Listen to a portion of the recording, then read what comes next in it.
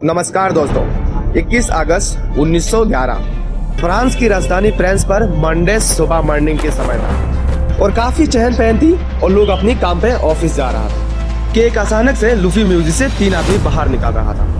इन्होंने पिछले रात भी कटी थी और उनका हाथ में था लूफी म्यूजिक की अहम संपत्ति, जिसे ये कंबल में छुपाकर लेके जा रहे थे कि ये पास की रेलवे स्टेशन में जाके सुबह 9:30 बजे की ट्रेन पकड़ी और यहाँ से गायब हो जाते हैं।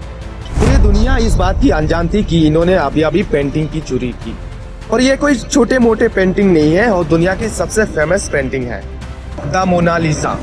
आज के दिन ये पेंटिंग का कीमत $1 बिलियन से भी करीब है। आखिर क्या कारण है उसका पीछे और क्या राज छुपे है मोनालिसा का पेंटिंग के पीछे? आखिर क्यों है दुनिया के सबसे फेमस और एक्सपेंसिव पेंटिंग?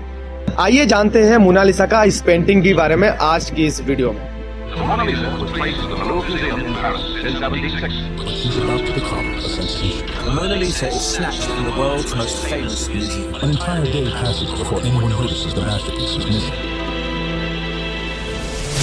मोनालिसा का इस पेंटिंग को बनाया गया था 1503 में एक इटालियन आर्टिस्ट ने रोनाल्डो दा विंची के द्वारा बनाया गया था। और ये क्या कमाल के आदमी था यार, आप यकीन नहीं करोगे दोस्तों, क्योंकि वो सिर्फ एक पेंटर नहीं है बल्कि एक इंजीनियर और एक साइंटिस्ट और एक आर्किटेक्ट, स्कल्पचर और टूरिस्ट भी थे। उन्हें इतने सारी अलग अलग सब्जेक्ट की नॉलेज थी, चाहे वो पेंटिंग हो, फोटोग्राफी हो, जियोलॉजी हो, एस्ट्रोनॉमी हो, बोटनी हो, ऑप्टिक्स, हाइड्रोलॉजी, चाहे पैलियोंटोलॉजी भी क्यों ना हो। इनके ऊपर तो अलग से एक वीडियो बन सकती है, आपको चाहिए तो कमेंट बॉक्स में बता दें। उनका बात ज्यादा ना करते हुए हम मोनालिसा का पेंटिंग पर वापस आते हैं। लेकिन ये पेंटिंग थी किसकी?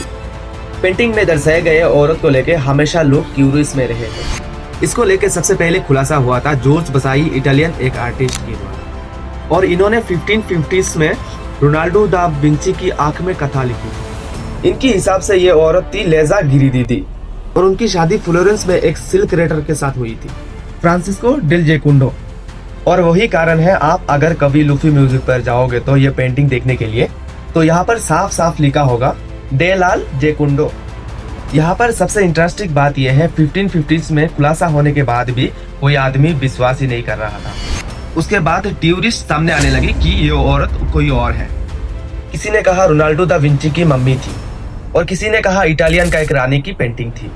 सबसे मजेदार बात यह है, रोनाल्डो दा विंची ने यह पेंटिंग पर खुद को दर्शाया है। इन्होंने ये दर्शाया है एक्चुअली में एक औरत होती तो कैसा दिखती। यहाँ पर एक सवाल यह भी उठता है, रोनाल्डो दा विंची इटालियन था और मोनालिसा भी इटालियन था, तो ये पेंटिंग आज फ्रांस में क्या कर रहा है? उसका पीछे का कारण यह भी है, 1516 में फ्रांस के राजा फ्रांस I ने रोनाल्डो दा विंची को इनवाइट किया था कि वो फ्रांस में आके रहने लगे और उसी के साथ रोनाल्डो दा विंची फ्रांस पर शिफ्ट होने लगे और इसी के साथ मोनालिसा का पेंटिंग भी लेके चला जाते हैं। लेकिन एक बात अभी भी क्लियर नहीं है, रोनाल्डो दा विंची ने ये पेंटिंग का ऊपर अभी भी काम कर रहा है। मतलब रोनाल्डो दा विंची ने इस पेंटिंग का काम अभी तक कंप्लीट नहीं किया। पेंटिंग शुरू होने का 15 साल बाद भी उसमें काम किया जा रहा है कि उसमें रियलिस्टिक दिखाने का कोशिश किया जा रहा है। और इसी समय सन 1519 की राजा की महल में रहते हुए भी रोनाल्डो दा विंची की डेथ हो चुकी है और ये पेंटिंग भी राजा अपनी रॉयल कलेक्शन के लिए रख देते हैं अपने पास। उसके बाद जाके 1797 में जब फ्रेंच रेवोल्यूशन होते हैं, उसके बाद ये राजा की महल से पेंटिंग को निकालकर लूफी म्यूजियम पर रख दिया जाता है। अब सबसे इंटरेस्टिंग बात यह है, 1911 में इस पेंटिंग को चुराया जाता है, जिसकी बात हम वीडियो का शुरू में करी थी। लेकिन उसका पहले इस पेंटिंग की खासियत जानते हैं, आखिर क्यों इतना एक्सपेंसिव और इतना फेमस है। पहला कारण यह है, मोनालिसा का इस पेंटिंग को ना कोई कपड़ा पर, ना कोई पेपर पर, ना कोई कैनवास पर बनाया गया है, बल्कि उसे पेंट किया गया है पॉपुलर की लकड़ी पर। उस जमाने में इटालियन आर्टिस्ट की फेवरेट लकड़ी हुआ करती थी। दूसरी बात, ये पेंटिंग साइज में भी ज्यादा बड़ी नहीं है, 77 सेंटीमीटर टू 53 सेंटीमीटर ये पेंटिंग की साइज थी। फिर भी बहुत ही खास पेंटिंग है इटली के जमाने में, क्योंकि ये एक ऐसा पेंटिंग है बहुत क्लोजली फोकस करती है इंसान के ऊपर। ये एक हाफ लैंड पोर्ट्रेट है, क्योंकि उस टाइम ऐसा पेंटिंग बनाता कोई नहीं था।